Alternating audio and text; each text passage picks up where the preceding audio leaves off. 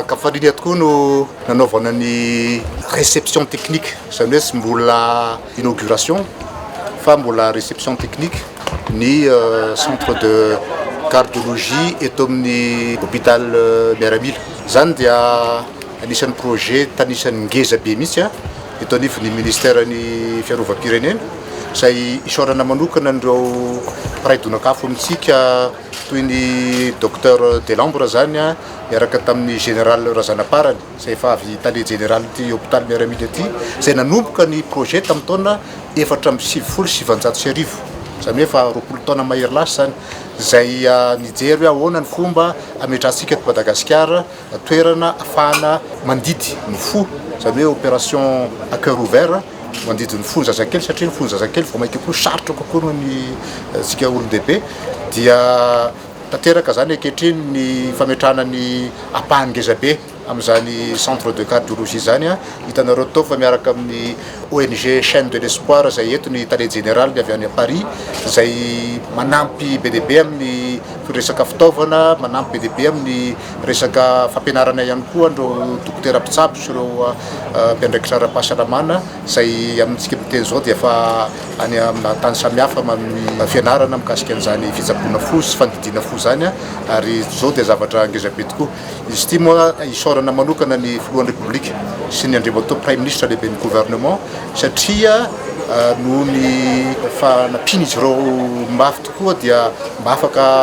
napititra an'ireo fitaovana ilaitsika sika ary hitanareo fa fitaovana raitra dia raitra tokoa, fitaovana tsy mena amita any amin'ny centre de cardiologie any amin'ny tany hafa ary voalohany indrindra atsika Madagasikara dia hanana afaka ampiasa an'izany ary afaka volana vitsivitsy any amin'ny septembre raha araka ny resaka teo dia any amin'ny septembre zany dia manomboka mitsabo manomboka mandidy fo à cœur ouvert zany eto a Madagasikara amin'izay mba afaka manampy ireo zazakely sahirana, ireo fianakaviana sahirana amin'izany fandidiana zany satria fantatrareo fa lafo dia lafo tokoa ny fandidiana ny fo ary anisan'ny sarotra mihitsy koa ary resaka médical zany. Araka fantatsika dia nanomboka tamin'ny 477 io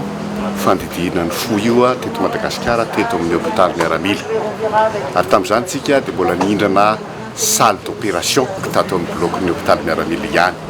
dia nitranga amin'izay zany ny fikasana ny ananana bloc manokana satria saripady dia saripady zany mandidy fo zany ary tamin'izany mbola ny fo mikatona raha ohatra moa ka adika tsotsotra ohatr'izay izy no natao teto fa izay zaza mila ny didiana amin'ny fo misokatra dia voatery tsy maintsy nalefa tany ampitan-dranomasina na tany La Réunion zany na tany La Frantsa dia araka ny tenin'ny ramatoa tale général ny chaîne de l'espoir teo dia lafo dia lafo ihany zany fa ny tena manahirana dia sarahana amin'ny ray aman-dreniny ireny zaza ireny rehefa alefa mididiana any tany lavitra any.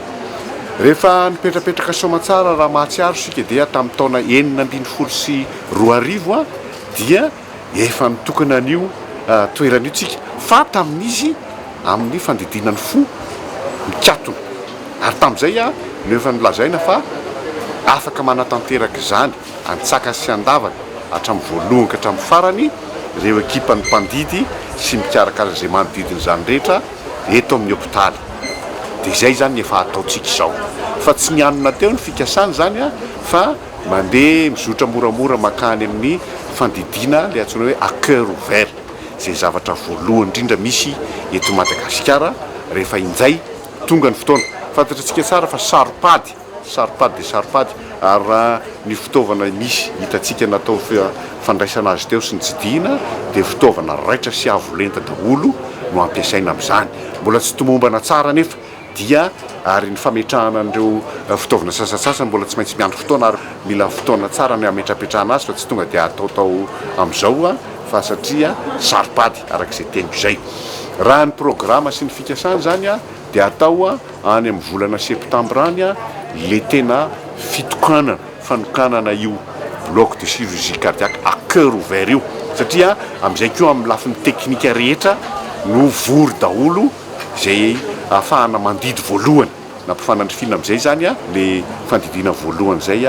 ny antony anaovana azy any amin'ny volana septembre any raha sitrapon'Andriamanitra. Fantatritsika tsara fa lafo dia lafo izany fandidina fo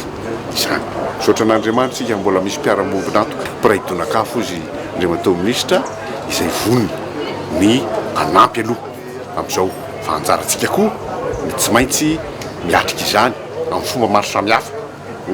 mba ahafahana mandidy ireo zazakely izay manana fahasarotana ao amin'ny fony. Matetika izy io dia fahasembanana, malformation no mahatonga an'izy tsy maintsy hodidina ny fo ary malformation tsy maintsy hosokafana ny fo andidina azy. Lafo dia lafo zany, tsy ho zakan'ny olona mihitsy zany fa tsy maintsy misy fifanampiana eo amin'ny fiatrehana izany fandidina izany. Hatreto raha amin'io le andidina voalohany amin'ny volana septambra io dia mikasa ny andidy eo amin'ny ankizy 700 eo. Ny tanjona dia ao anatin'ny herintaona 700 ny ankizy hodidina ao anatin'ny herintaona. Ezaka be zany ary izay tsy maintsy iaraha misalahy, iaraha miombonantoka na aty amin'ny lafiny ara-panjakana na amin'ny lafiny ara-privé manokana ireo orinasa mahatsiaro fa manana anjara didy sy anjara briky amin'ny anampiny ireo zaza malagasy ireo mba hanana fitsikitsiky mavokely amin'izay fa tsy mangamanga intsony. Raha mahatsikaritra ianareo tsinona reny zaza ireny rehefa mitsiky dia mangana ny molony dia mba hanana fitsiky mavokely amin'izay reny zaza.